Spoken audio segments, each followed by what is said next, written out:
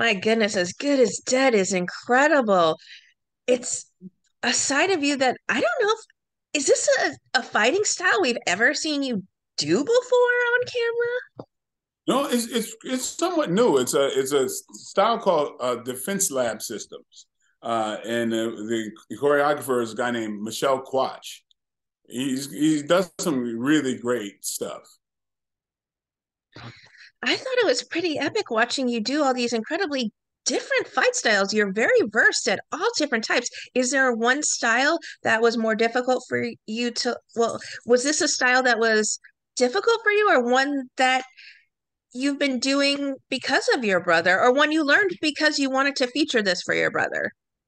I was just doing this because it fit. I mean, even when I wrote the movie, I wrote, kind of designated a very unique looking system or style. When you see it, it doesn't look like anything else. So, but then knowing Michelle and his system, I thought that was the perfect one to use for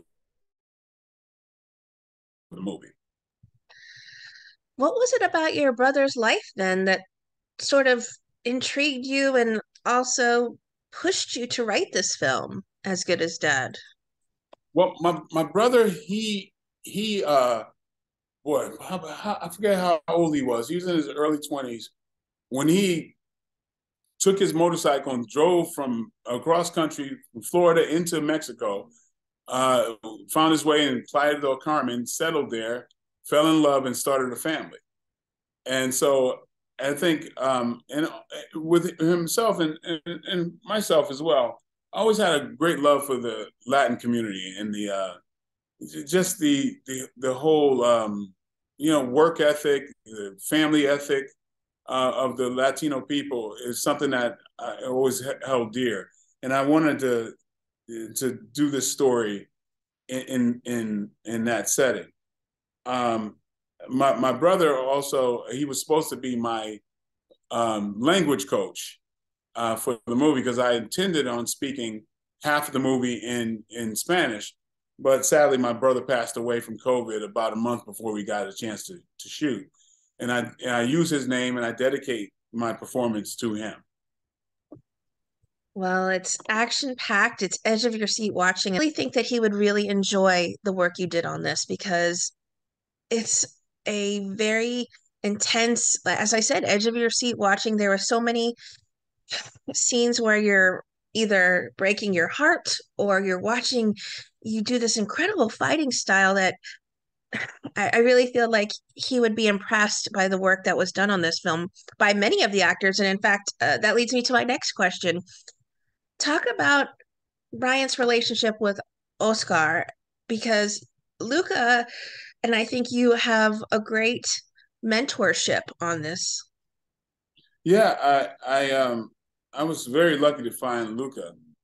Uh, you know, I put a lot of myself in the movie, my brother, and just this story that I had in my heart to to bring to screen. Um, so it was pretty quick. I think when I wrote the movie and we were in pre-production within a couple of months after writing it. Um, but yeah, I wanted to write a story that a lot of people could relate to, no matter who you are and where you are. Kids are growing up with a lot of peer pressure, and sometimes it's difficult, and when you don't have any other kind of detours to get away from that, in certain areas.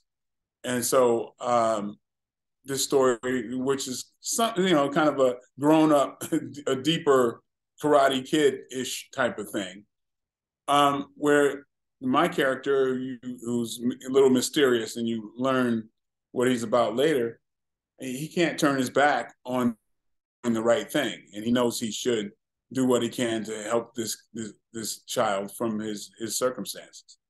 So yeah, so that this is a message that I wanted to have, and always want to have a message in all the movies that I produce. That if you take the martial arts out of it, there's a good story by itself. So I don't ever want to just do a martial art movie for martial arts sake. That's cheap to me. So I always want to be a storyteller. I'm a director. An actor, a writer, producer. So I want people who are not necessarily in the genre of martial arts to really get nourishment from the story as well. Well, it sounds like you had quite a hand in the casting as well. What did it mean to you to land iconic Tom Berenger? Well, yeah, Tom Berenger and I worked in Mexico some years earlier, and so it was great to reunite with him. It was fabulous working with him. So yeah, and then Fraser, the director, he is established in Mexico, and the person that reminded me the most of my brother, he was the right person to direct it. I mean, he very much like my brother, African American from the United States who sought to live a life in Mexico and start a family there. Yeah, so they were like kind of from the same cloth. Well, there's so many moments, as I've said, are just breathtaking and very edge of your seat. Every action scene feels very just captivating because, like as I said, I've never seen this fighting style before. Was there a scene in particular that was more challenging for you? Like the swords, maybe you hadn't fought with swords before, or was there one that really holds a special place in your heart because you think it would mean a lot to your brother to see it on screen? Well, I mean, some of the action sequences that they were they predated. I mean, I had certain ideas for the action sequences. Like one of them, the most challenging, is something that pretty much happened when I was quite young in Brooklyn, New York. We were me and it was about four of us, and we were chased by a mob of 20 guys, and we were chased up a, a really long hill, and but when we got about 3 blocks away, we happened to turn around. And there was only 3 guys chasing us, and and so these guys they thought there was a whole mob behind them, but they were outnumbered. Just because like you forget that people get tired, you know. So all the big guys were like tired, and we left them way behind. So that's something I always had in my head. I said one day I'm going to do a fight scene where the people chasing me get tired, and because my character is someone who trains, he turns the tables You because got that stamina. yeah, You he got got that. the stamina. Then now it's like, oh, now what happens? You know?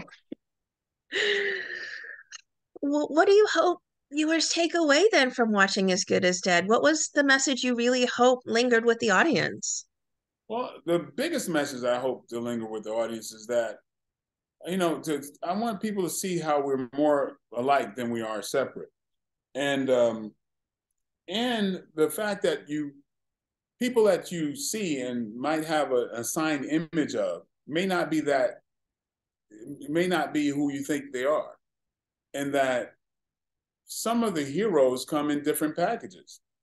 I know myself that I've known people in the underworld who have more integrity than people who've gotten college degrees. And as human beings, I always liked the people who were more principled and people who had character. Uh, maybe some people are a lot more privileged, and they grow up and they use their attributes to become professors or business business you know leaders or what have you. But in the ghetto, if you don't have these opportunities, maybe you're relegated to become a leader of a gang. But still, it's not like you're any less of a leader. You're just using your attributes in your surroundings. But it Right, you're doesn't. using your skills differently than Yeah, a exactly. But that's a message that I'd like people to kind of come away with. That maybe in this circumstances, if these people had different circumstances, well, who would they be? You know, because like I said, some of the most honorable people that I've met in my life may have had things connected with them that the society would deem dishonorable. So that's kind of one of the things I always wanted to kind of one of the messages I'd like people to come away with.